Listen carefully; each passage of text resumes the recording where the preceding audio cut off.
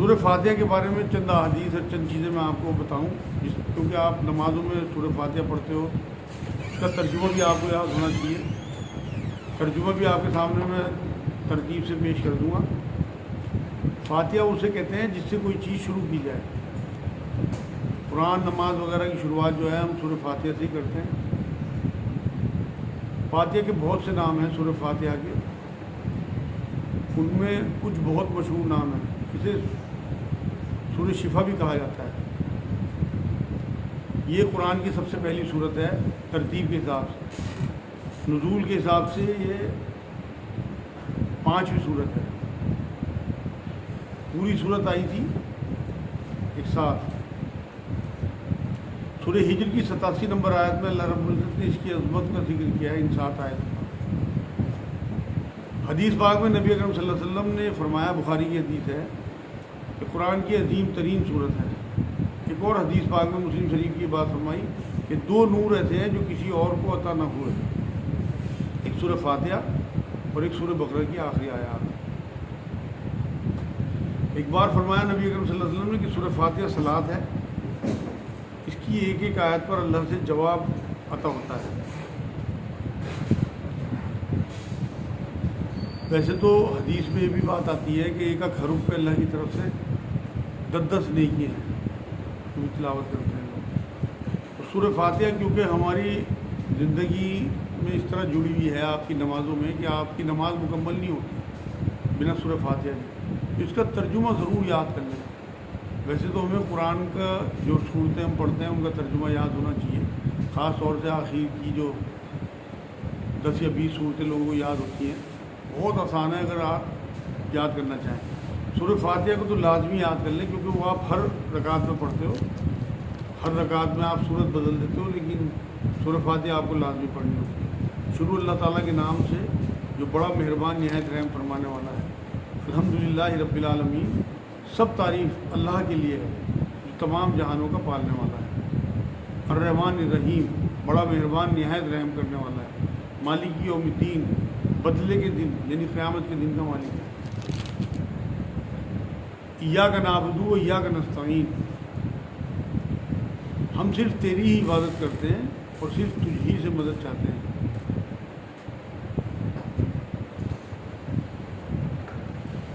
اہدنا الصراط المستقیم، ہمیں سیدھی اور سچی راہ دکھا۔ صراط الذین انعمت علیہم غیر المغضوب علیہم ولا الضالین، ان لوگوں کی راہ جن پر تو نے انعام کیا، ان کی نہیں جن پر غضب کیا گیا اور نہ گمراہ ہو۔ یہ آپ جب قرآن میں پڑھیں گے انشاءاللہ تعالیٰ، اس کی تھوڑی بہت کی تفسیر بھی آپ وہاں پڑھیں گے تو آپ کے ذہنوں میں فٹ ہو جائے گی اس کا ترجمہ۔ اب پھر آپ کو سورہ فاتحہ پڑھنے کا جو مزہ آئے گا آپ تصور نہیں کر سکتے۔ جن لوگوں کو سورہ فاتحہ کا ترجمہ یاد ہے، جب وہ سورہ فاتحہ پڑھتے ہیں بالکل ایسے ہی لگتا ہے جیسے اللہ سے بات کرتا ہے اور اللہ سے جواب بھی آ رہا ہے، کیونکہ نبی اکرم صلی اللہ علیہ وسلم کی حدیث پاک سے ثابت ہے۔ اب کسی کے ذہنوں کے سوال ہو تو صلاۃ کا معنی کیا ہے؟ ان کا سوال ہے صلاۃ کے معنی کیا ہیں؟ صلاۃ کے معنی ہے رحمت۔ صلاۃ کے معنی نماز کے بھی لیے جاتے ہیں اور رحمت۔ صلاۃ آپ درود پڑھتے ہو، درود کو بھی صلاۃ کہا جاتا ہے۔ صلاۃ و سلام آپ نے قرآن میں لفظ آیا ہے صلاۃ و سلام، تو آپ درود و سلام جو نبی اکرم صلی اللہ علیہ وسلم پہ پڑھتے ہو۔ صلاۃ بھی نماز، رحمت۔ یہ جو حج میں کتنے فرض ہیں؟ دیکھو جی، حج میں مین تو 4 فرض ہیں۔ اصل فرض تو عرفات میں رکنا ہے، مین فرض، لیکن اس کے ساتھ 4 فرض ہیں۔ آپ کو احرام باندھنا ہے، دوسری بات یہ ہے کہ عرفات میں آپ کو رکنا ہے، اس کے بعد طواف زیارت کرنی ہے۔ 3 ہی فرض ہیں شاید۔ ٹھیک ہے، احرام تو سب سے پہلے ہے، نیت ہے، 4 فرض ہیں، نیت ہے، احرام ہے، عرفات میں رکنا ہے اور طواف زیارت۔ جیسے بھی اس میں آیا نا جو بقرہ کے فرض نہیں ہو گیا نہیں، فرض جو ہیں وہ الگ چیزیں جو اللہ کی طرف سے حکم نبی اکرم صلی اللہ علیہ وسلم بتا گیا، یہ واجبات میں سے ہیں या सुन्नत मौक़दा आप कह सकते हो। सवाल यह है, क्या लड़की की मर्जी के बिना उसका निकाह हो सकता है? मेरा भी एक प्रोग्राम आया हज के ऊपर तहजीब टीवी पे, उसमें मैंने फ़र्ज़ भी बताए और तमाम सुन्नतें ही बताई, शायद 26 सुन्नतें बताई या 4 फ़र्ज़ बताए। तो प्रोग्राम आप लोग सुन लें तहजीब टीवी पे, हज के फ़र्ज़ और सुन्नतें, उसमें मैंने तफसील से हर चीज़ बता दी, कौन सी चीज़ सुन्नत है, कौन सी चीज़ फ़र्ज़ है। आपका सवाल क्या है? क्या लड़की की मर्जी के बिना उसका निकाह हो सकता है? इनका सवाल है क्या लड़की की मर्ज़ी के बिना उसका निकाह हो सकता है? बिल्कुल नहीं हो सकता भाई। सूरह निसा की 19 नंबर आयत में अल्लाह ने फरमाया लड़कियों के निकाह उनकी मर्ज़ी के ख़िलाफ़ ना करो। तो अगर कोई करता है तो निकाह तो होगा लेकिन बातिल होगा, गुनाहगार होगा करने वाला वली।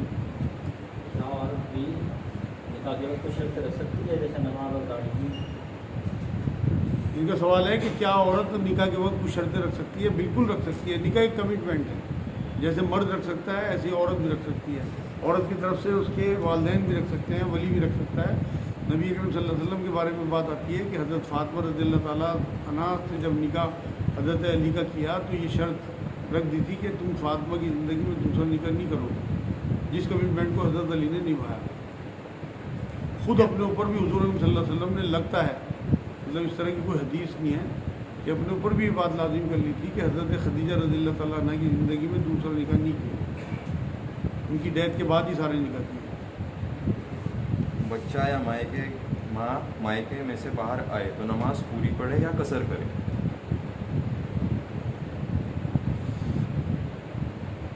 देखो जी, इनका सवाल ये है कि मायके में जब माँ आती है अपने मायके में ससुराल से तो नमाज कसर होगी। जैसे बाहर से आते हैं बच्ची है तो उसे नमाज अगर वो 15 दिन से ज़्यादा रुक रही फिर तो वो मुसाफिर है ही नहीं, लेकिन अगर कम दिन के लिए आई तो उसे कसर करनी है, क्योंकि उसके माँ बाप का घर है, वो उसका अपना घर नहीं है। इसे आप इस तरह से समझो कि अपना घर छोड़ के वो आई अपने माँ बाप के घर, शादी होने के बाद उसका घर अलग सेटअप है, अलग यूनिट है, तो कसर पड़ेगी, पूरी नमाज नहीं पड़ेगी। सवाल यह, क्या फोर्स करके बीवी से अपने माँ बाप की खिदमत करा सकते हैं? इनका सवाल है क्या फोर्स करके बीवी से माँ बाप की खिदमत करा सकते हैं? बिल्कुल नहीं करा सकते, पैर पकड़ के करा सकते हैं, उसकी मेहरबानी है, शरीयत ने उसके ऊपर कोई इस तरह का बोझ नहीं डाला।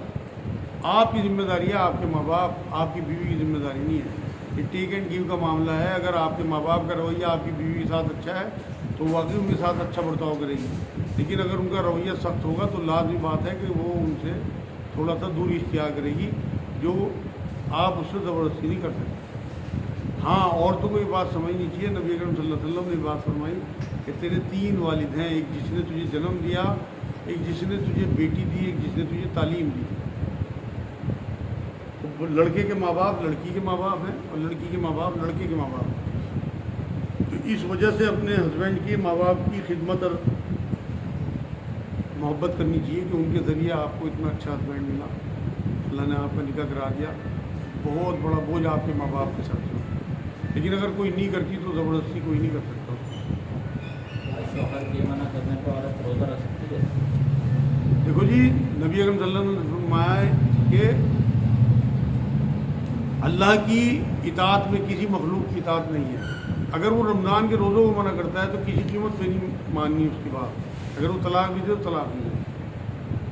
लेकिन अगर वो नफली रोज़ों को मना करता है तो इसका हक़ है, फिर वो रोज़ा ना रखे। और मान लो किसी वजह से उसे बाहर जाना, उसे तकलीफ़ होगी, नाश्ता या कपड़े, या प्रेग्नेंट है औरत, वो मना कर रहा है उसकी सेहत के हिसाब से, तो बिल्कुल अपने हस्बैंड की बात माननी चाहिए। लेकिन बिना किसी वजह के अगर वो रमज़ान के रोज़ों के से रोकेगा तो वो गुनहगार भी होगा, और औरत को ये हुक्म है कि किसी कीमत तो उसकी बात है। जो बच्चे बाहर मुल्क में रहते हैं, घर आए तो नमाज कसर या पूरी पढ़ें? जो बच्चे बाहर मुल्क में नौकरी कर रहे हैं या पढ़ने गए हुए हैं, अगर नौकरी कर रहे हैं और उनका सेटअप वहाँ हो चुका, उनके बीवी बच्चे वहाँ हैं, उन्होंने अपना घर वहाँ सेट कर लिया, फिर अगर वो अपने माँ बाप के घर आते हैं तो कसर करेंगे, अगर कम दिनों के लिए आ रहे हैं। और अगर शादीशुदा नहीं है तो माँ बाप का घर ही उनका घर है, अभी वहाँ किसी किराए के कमरे में या लोगों के साथ शेयर करके वो रह रहे हैं, तो यहाँ नमाज वो पूरी पढ़ेंगे, फिर कसर नहीं होगी उनकी। चाहे वो 5 साल बाद आएँ, चाहे वो 10 साल बाद आएँ, चाहे वो हॉस्टल जाएँ, चाहे वो बाहर मुल्क से हैं, तो यहाँ उन्हें अगर अपना सेटअप वहाँ है, अपनी फैमिली वहाँ है, वो ये कह सके कि मेरा घर तो कतर में है या मेरा घर तो सऊदी में है, तो फिर तो वो वहाँ यहाँ पे कसर करेंगे। लेकिन अगर उनका वहाँ कोई सेटअप नहीं है, अभी सिर्फ जॉब के लिए गए, अभी शादी नहीं हुई, भी बच्चे वहाँ नहीं, तो फिर ये यहाँ पूरी होगा। तो टाइम कंडीशन भी होती है, कितने टाइम तक रहना है, तब कसर पड़ता है। हाँ वो तो है ही, मैंने बता दिया शरीयत। ये जो हनफी हजरात हैं 14 दिन की बताते हैं, और जो मेरे ख्याल में अहले हदीस हजरात 18 दिन तक, और कई रिवायतें हैं मतलब इसमें। तो आप सबसे सेफ ले लो ना, अपने जिस इलाके में हम रह रहे हैं वहाँ के उलमाए दीन की बात मान लो, 14 दिन तक ये जो जिक्र है इसका कुरान में हदीसों में निकल है। तो हदीसें जो हैं, आज जो आयत आई कि 11, 12, 13 जो मैंने बताया ना, नबी अकरम सल्लल्लाहु अलैहि वसल्लम ने बताया, अल्लाह ने नहीं बताया कुरान में। कौन से दिनों में तुम्हें रुकना है, वहाँ जिक्र करना है, रवी करनी है, सब नबी ने बताई। और ये बात भी कही कि मेरे से हज के अरकान सीख लिया करो। तो अब ये बात कहना कि ये कुरान में नहीं है फला चीज़, इससे बात साबित होती है कि नबी अकरम सल्लल्लाहु अलैहि वसल्लम पे कुरान की वही के अलावा भी अल्लाह के वही आती थी, जो वही मतलब वही खफ़ी कहलाती है, और वो अहकाम आते थे और वो लोगों को बताते थे। अब कुरान में तो निकाह का जिक्र है, किस तरह होगा, कहाँ होगा, क्या पढ़ा जाएगा, कौन बताएगा? नबी ने बताया फला फला आयतें पढ़ो, 4 आयतें निकाह के खुतबे में पढ़ी जाती हैं, किसने बताई? अल्लाह ने तो नहीं बताई। तो इसलिए ये बात कहना कि जो कुरान में जिक्र नहीं है, ये अपने आप में ईमान से फारिग होने वाली बात है। कुरान के साथ जोड़ के रखे हैं हदीसों को, कुरान की इंटरप्रिटेशन ही नबी अकरम सल्लल्लाहु अलैहि वसल्लम कराने आए। जुमे के दिन कौन सा वक्त है दुआ की कबूलियत के लिए? जुमे के दिन रिवायतों में है, देखो जो खुतबा शुरू होता है ना, खुतबे से लेके और सलाम फेरने तक का जो टाइम है वो दुआ की कबूलियत का कुछ रिवायतों में बताया गया। कुछ रिवायतों में असर से लेके मगरिब का वक्त भी जो है वो दुआ की कबूलियत। अगर कोई ड्राइवर हो, रोज़ बाहर जाता हो, नमाज पूरी पढ़े या कसर करे? कोई ड्राइवर हो और रोज़ बाहर जाता हो, हाँ तो वो तो कसर ही करेगा, क्योंकि रोज़ वो सफ़र में है। कसर करना ही उसके लिए ज़्यादा अजर की बात होगी। जितने भी लोग हैं, क्योंकि नबी अकरम सल्लल्लाहु अलैहि वसल्लम के पास एक बार सहाबा पहुँचे कि हुजूर यहाँ हमें पूरी सहूलियतें हैं और तमाम आराम है, क्या हम यहाँ नमाज़ पूरी पढ़ें? तो नबी अकरम सल्लल्लाहु अलैहि वसल्लम ने मना कर दिया था कि नहीं, कसर करो, अल्लाह की रुखसत से फ़ायदा उठाने में बड़ी रहमत है।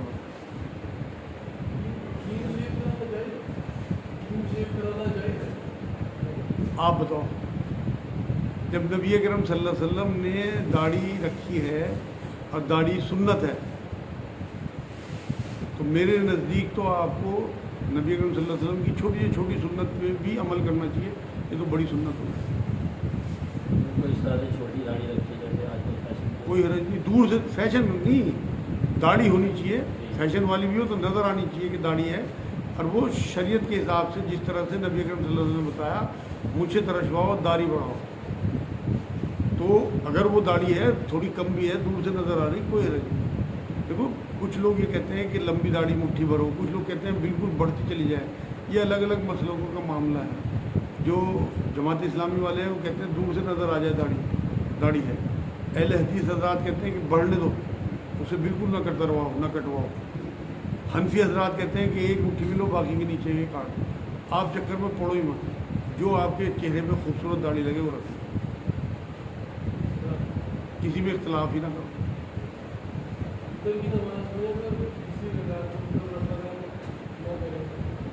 तीसरी रकात में हाँ करना चाहिए, क्योंकि दुआ कुनूत वाजिब है भाई, ज़्यादा बेहतर है अगर दोहरा लो तो। नमाज में जैसे सूरत शुरू करते हैं कोई भी, उसे मुकम्मल ना करे दूसरी सूरत शुरू करते हैं, ठीक है? ठीक नहीं है ये बात। इनका सवाल ये है कि नमाज में अगर हम कोई सूरत पढ़ रहे हैं, उसे हमने बीच में अधूरी छोड़ दी और अगली सूरत शुरू कर दी, तो ये ठीक नहीं है। अगर आप भूल गए, मान लो आपने लंबी सूरत पढ़ रहे हैं, अब आपको याद ही नहीं आ रही, वैसे तो 3 आयतें अगर आपने पढ़ दी तो आपका काम पूरा हो गया रकात का। लेकिन अगर आपने अधूरी छोड़ दी और आपने मामूल बना लिया है कि आप अगली सूरत शुरू कर देते, तो ये बिल्कुल ठीक नहीं। पहले पहली सूरत पूरी करो, उसके बाद फिर दूसरी सूरत। नबी अकरम सल्लल्लाहु अलैहि वसल्लम का तरीका ये था जो मैं आपको बता रहा हूँ। तो बड़ी से बड़ी सूरत भी पढ़ते, सूरह बकरा भी पढ़ते, उसके बाद ही आले इमरान शुरू करते। ऐसा नहीं कि चंद आयतें सूरह बकरा की पढ़ दी, फिर आले इमरान पे पहुँच गया, कहीं और चले गए। तो सुन्नत तरीका जो है वो ये है, और सुन्नत में ही बरकत है। तो कोई छोटी सूरत पढ़ रहे हैं हम लोग,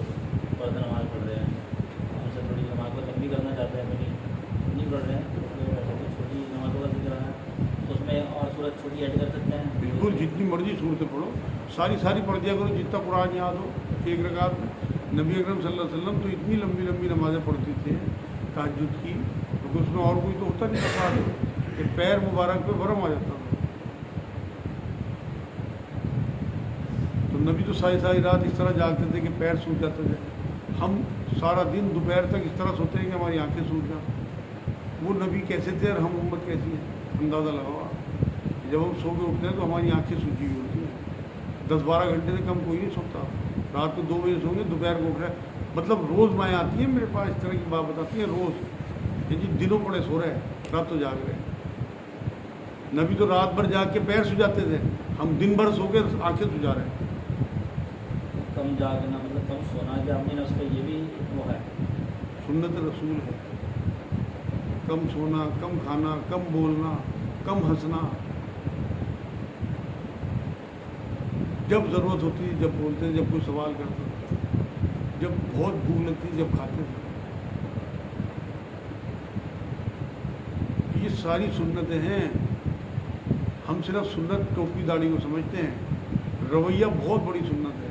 अगर आपने टोपी दाढ़ी रखी हुई है और अपनी औरत की खाल उतार रखी है, आप यकीन करो अबू जहल के साथ उठोगे, नबी के साथ नहीं उठ सकते। क्योंकि ख़ुद नबी अकरम सल्लल्लाहु अलैहि वसल्लम ने एक बार ये बात फरमाई, दुनिया में जो जिसकी सुन्नत पे होगा क़यामत में उसके साथ उठेगा। ऐसा नहीं हो सकता कि आप फ़िरौन के हरकतें करो, अबू जहल की हरकतें करो और नबी के साथ उठो। बीवियों की मोहब्बत सुन्नत, बच्चों की शफ़क़त सुन्नत, पड़ोसियों से रवैया सुन्नत, नमाज़ें 5 वक्त पे पढ़ना सुन्नत, झूठ से बचना सुन्नत, बदनज़री से बचना सुन्नत। हमने तो सिर्फ कुरान से नमाज़ें ले ली और दाढ़ी टोपी सुन्नत से ले लिया और ये समझ रहे हैं कि बख्शे जाएंगे। अल्लाह करे बख्शे जाएँ सारे, मगर कम से कम एहतियात के तौर पे नबी की सुन्नत उठा जाओ। और नबी की सबसे बड़ी सुन्नत उनका रवैया है, वरना हुलिया ज़्यादातर अरब के लोगों का यही था। मतलब सारों की दाढ़ी थी और सारे इमाम मानते थे, क्योंकि रेतीला इलाका था, बाल बड़े होते थे, वहाँ रखने का रिवाज था। रेतीला इलाका था तो बाल सब कवर करके रखते थे, चाहे वो अबू जहल हो चाहे अब्दुल्ला बिन उबई हो। तो इसलिए असल जो चीज़ है फ़र्क की अबू जहल में, नबी अकरम सल्लल्लाहु अलैहि वसल्लम में, वो रवैया और उनकी नमाज़ें हैं। तो आप अपनी नमाज़ें दुरुस्त करें, नबी वाली करें, 5 नमाज़ें वक्त पे, और उसके साथ रवैया कि आपकी नमाज बाहर आ जाए मस्जिद से। जब आप बीवी के पास हो तब भी आपको ये तसव्वुर रहे कि अल्लाह मुझे देख रहा। जब आप कारोबार कर रहे हो, झूठ बोल रहे हो, तब भी ये लगे कि अल्लाह मुझे देख रहा, जिससे कि आप उस बुराई से रुक जाओ। तो ये है असल सुन्नत। सर डालने का जरूरत तो नहीं है पुरानी हदीस हैं? सर ढाकने का जरूरत तो नहीं है ना पुरानी हदीस में। सर हमारे यहाँ टोपी लगाने को देखो जैसे सुन्नत क्या कहते हैं, सुन्नत वो चीज़ है जो हुजूर ने कहा हो करने को, हुक्म दिया हो, या करते हो, अमल करके दिखाया हो, या किसी को करते हुए देखा हो और खामोश रहना। ये तीनों चीज़ें सुन्नत हैं। नबी अकरम सल्लल्लाहु अलैहि वसल्लम ज़्यादातर सर ढक के रखते हैं, तो सुन्नत हुई, कम कोई नहीं है। नंगे सर भी रहे रसूल अकरम सल्लल्लाहु अलैहि वसल्लम, क्योंकि आपने बारहा ये बात सुनी होगी, जब पूछा जाता है नबी अकरम सल्लल्लाहु अलैहि वसल्लम मांग कैसे निकालते थे, कि बीच की मांग। तो जो मुस्तकिल टोपी लगाने वाले या सर ढकने वाले होंगे उनकी मांग नहीं निकल सकती, किसी को देख लेना। तो नबी खाली सर में रहते थे, लेकिन ज़्यादा बड़ी सुन्नत सर ढक के रखना है। एहतराम भी, आप किसी बुजुर्ग से मिलने जाओ, आपकी क्या तबीयत चाहती है किसी तरह सर ढक लो, लेकिन सर ढके बिना रहना भी कोई गुनाह नहीं है, क्योंकि इस्लाम में हुक्म है, नबी ने ये नहीं फरमाया जो सर ढक के ना रखे वो हम में से नहीं, या जो सर ढक के ना रखे वो 2 दर में जाए।